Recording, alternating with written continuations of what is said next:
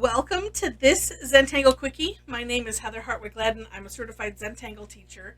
And today we're going to take a look at the tangle Skelter from Debbie Raaen. And I hope I pronounced that correctly. Okay, I had to look up Skelter. It means to scurry.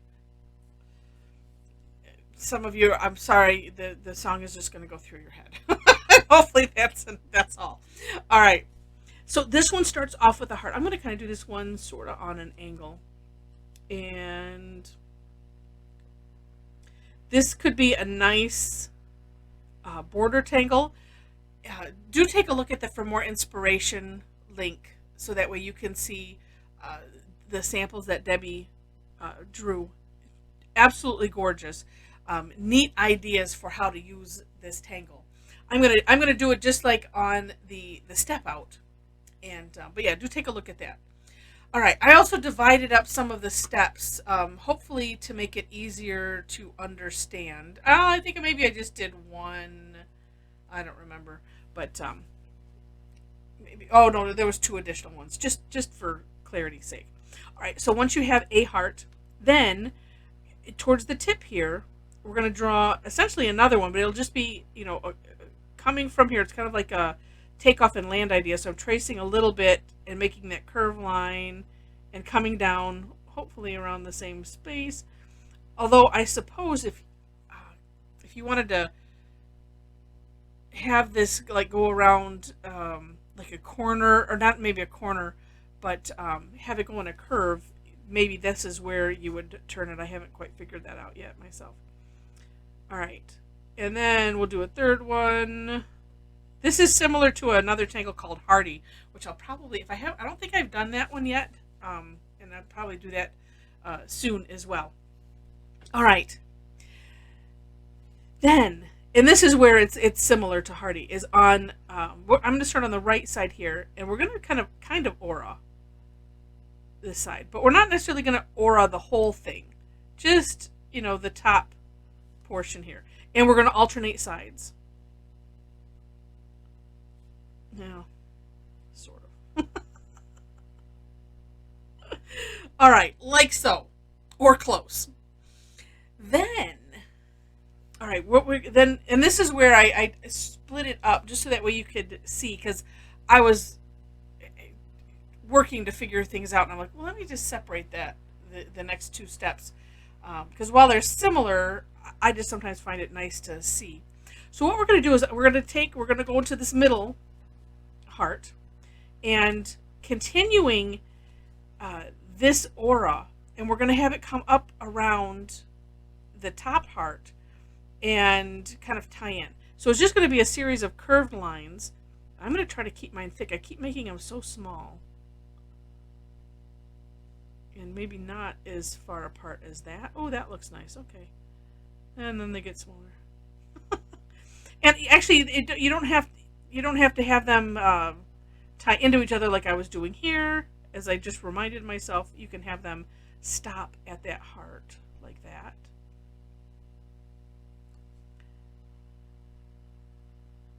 And then this last one will just be like this. Ooh, I'm kind of happy with that. All right, then we're going to come to this next one. And if you do a longer chain, you'll just continue alternating your way down.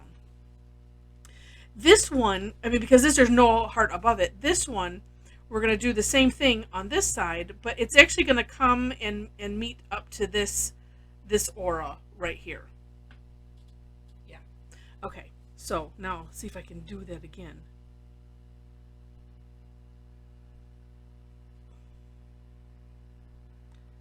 And this is just one of those where you just have to play with it, and also the good reason why to go take a look at the For More Inspiration link so you can see how she did it. And then I like to replicate things and then play with it.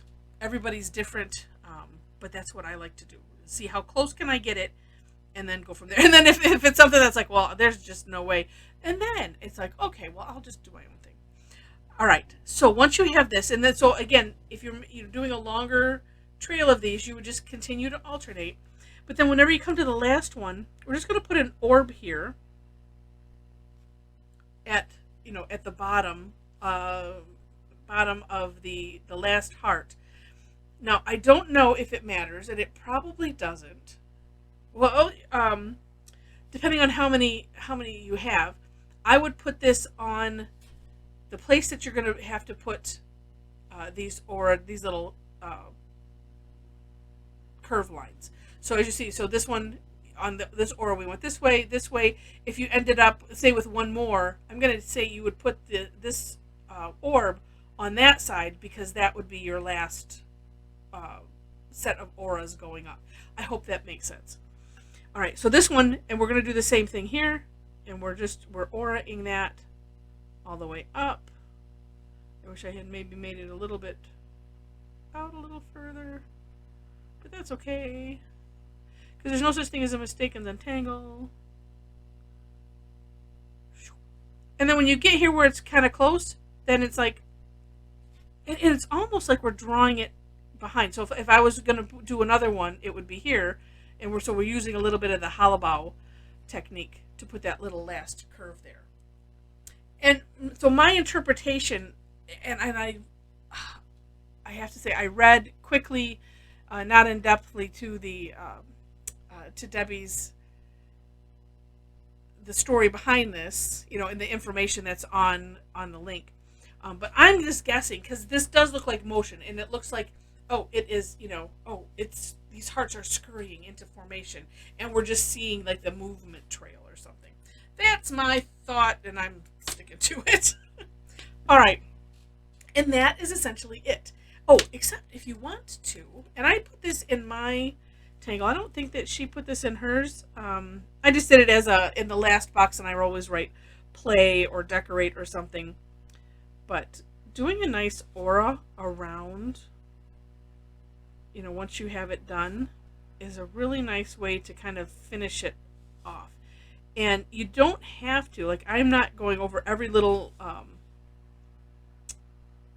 bump, every little contour. I'm kind of just doing the overall shape, which in my mind, kind of, besides it solidifies it, it can kind of take a little bit away from, oh, don't look at all those little bumps there. It just finishes it off nicely. Okay, now for some shading, here's what I'm going to do. I'm going to put some graphite.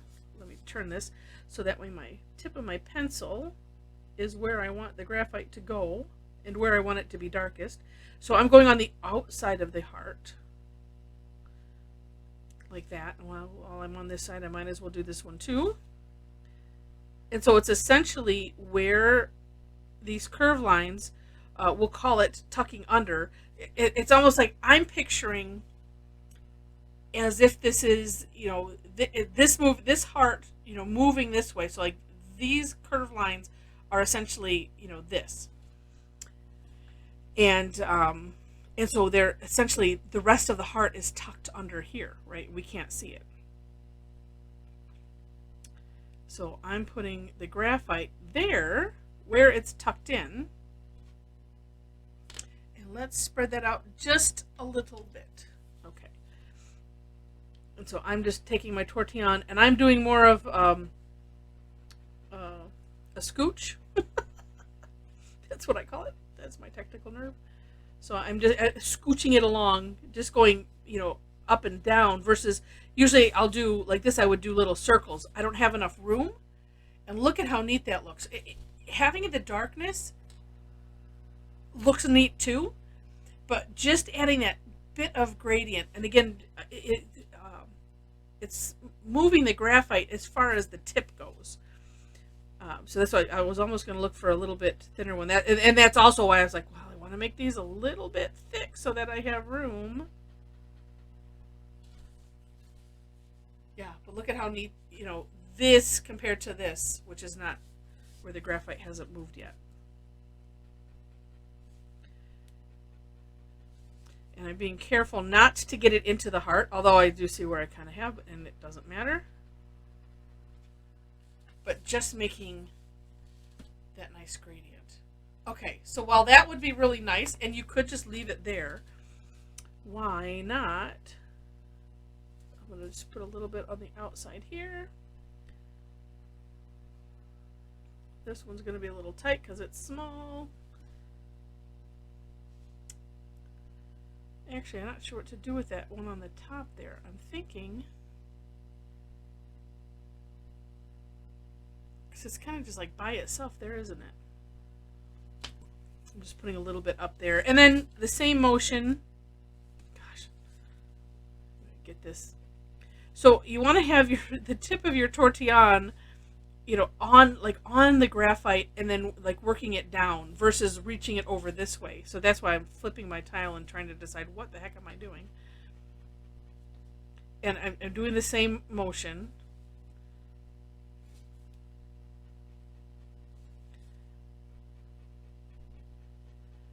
This one is the most challenging one, but you still see some original tile color there, so that's good. That's what we want.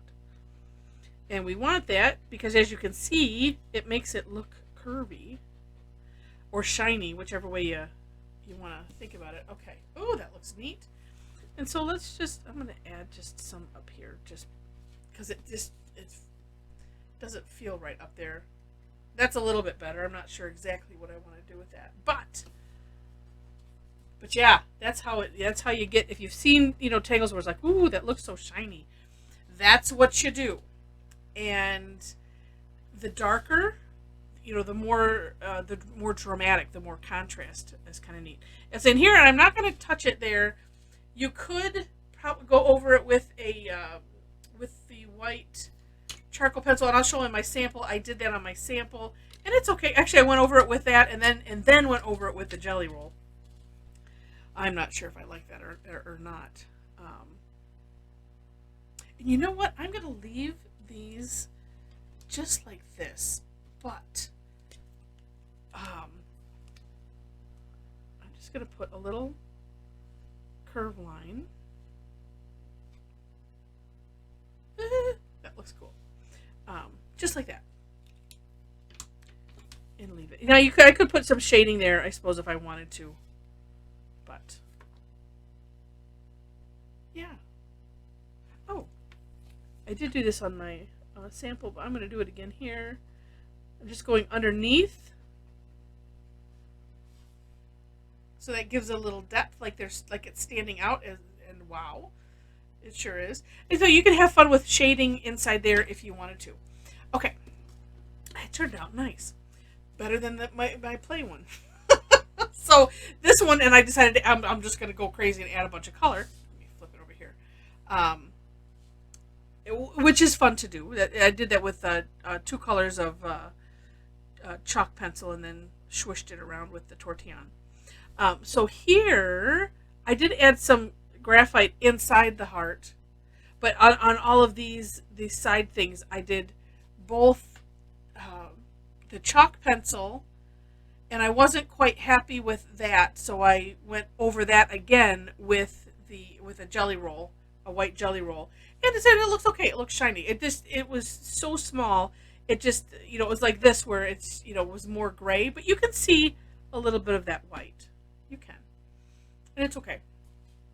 But just wanted to share that, and then I put the little what I call swoosh marks, because I brought in the graphite into the heart. And then I just felt like it needed it on the other side too, with the color, and just to have fun, and yeah. So neat ideas. Yeah, it's a neat tangle. It really, really is. And with that, I hope you enjoyed. And if you did, would love to have a like or a thumbs up. Feel free to share it. If you have not subscribed to the channel yet, it would be my honor if you would subscribe to the channel. And in the description section below, where I have the step outs, are ways to connect with me if you would like to. If you enjoy what I do, I'd love to have you join me for online sessions. I do them weekly. Most of them are free, but I do have some that are paid, because I got to keep myself in pens and keep the lights on and everything. So but you can trying to think. You should be able to see everything on my website, or just connect with me, and I can let you know what's coming up next. But weekly on Thursdays, I do 2 free sessions, And we do the same tangle both times, and a lot of people come to both because they might want to try it a different way. And it's just, we have a lot of fun, and we create some really neat art and give each other great ideas. So would love to have you join us. And with that, now, thanks again for watching, and I wish you happy tangling.